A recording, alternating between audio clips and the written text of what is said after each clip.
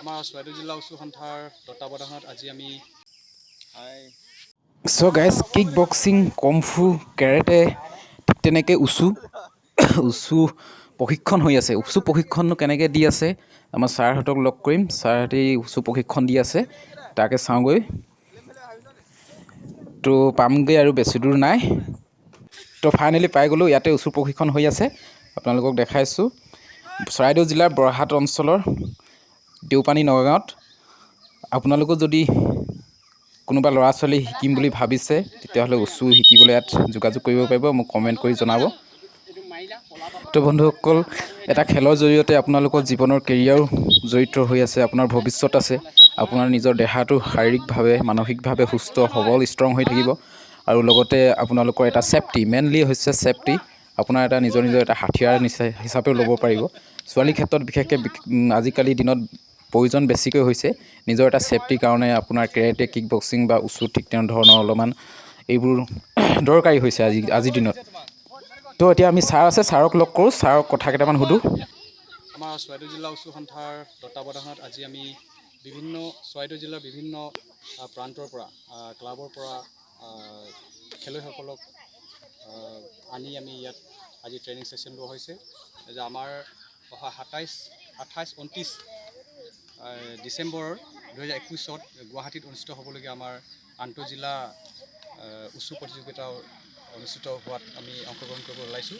সেয়ে আমাৰ পূৰ্বৰ পৰাই ছিলেকশ্যন হৈ থকা খেলুৱৈসকলক পুনৰ আজি ৱেট আৰু তেখেতসকলৰ তেখেতসকলে প্ৰতিযোগিতাত অংশগ্ৰহণ কৰিবৰ কাৰণে কিমান যোগ্যতা অৰ্জন কৰিছে তাৰ বাবে আমি আজি একত্ৰিত হৈছোঁ আৰু ট্ৰেইনিং ছেশ্যন এদিন ৰখা হৈছে। ইয়াৰ পৰা ছিলেকশ্যন হোৱাৰ পাছত এই পৰীক্ষাৰ্থীসকলক আপুনি ক'লৈ নিব? আমাৰ আন্তঃজিলা অসমত ছিলেকশ্যন হোৱাৰ পিছত আমাৰ নেশ্যনেল চেম্পিয়নশ্বিপ হ'ব, আমাৰ কেলকাতাত হ'ব বুলি আমি ইতিমধ্যে গম পাইছোঁ। আমাৰ যদি অসমৰ হৈ ছিলেক্টেড হয়, বাছনি হয়, তেতিয়াহ'লে কেলকাতালৈ যাবলৈ পাব। ইতিমধ্যে আপুনি এগৰাকী আন্তঃৰাষ্ট্ৰীয় প্ৰশিক্ষক হয়। ইয়াৰ পূৰ্বে আপোনাৰ ষ্টুডেণ্ট গৈছে নেকি? হয়, পৰ্যায়ত আমাৰ চৰাইদেউ জিলা যেতিয়াৰ পৰা আমি স্বীকৃতি পাইছিলোঁ তেতিয়াৰ পৰা আমাৰ তাৰ পিছৰ বছৰৰ পৰাই আমাৰ কণ্টিনিউছলি আমাৰ 3 বছৰ আমাৰ উচু খেলুৱৈ ৰাজ্যিক পৰ্যায়ৰ পৰা নিৰ্বাচিত হৈ পিনি নেশ্যনেলত বহুবাৰ অংশগ্ৰহণ কৰিছে আৰু পদক পাবলৈ সক্ষম হৈছে। ইতিমধ্যে দেখিছোঁ ইয়াত যথেষ্ট সংখ্যক প্ৰশিক্ষাৰ্থীৰ ভিৰ দেখিছোঁ। ইয়াৰ পৰা আপোনাৰ অনুমান কিমানজন চিলেক্ট হ'ব পাৰে? আমাৰ ইয়াৰ পৰা প্ৰায় 24জন অলৰেডি ছিলেকশ্যন হৈ আছে আৰু আজি পুনৰ কিছুমান ৱেট আমাৰ খালী আছিলে, তাতো আমি যোগ কৰিব পাৰোঁ নেকি চাওঁ। ধন্যবাদ আপোনালৈ। ধন্যবাদ। আপোনাৰ ফালৰ পৰা কিবা থাকিলে নেকি আৰু কিবা ক'ব লগা? মই নুসুধিলোঁ, মানে আমাৰ মেডিয়া আহি আছিলে, মেডিয়াই যিহেতু মাইকটো আগবঢ়াই দিলে, তাতে মই অলপ ভিডিঅ' ৰেকৰ্ড কৰিলোঁ। তাৰপিছত ছাৰহঁতে ক'লে খেল আছে 28 তাৰিখে গুৱাহাটীত।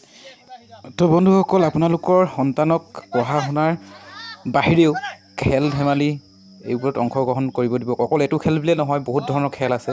যোনটো খেল খেলি ভাল পায় সি, তাতে আপোনালোকে অংশগ্ৰহণ কৰক।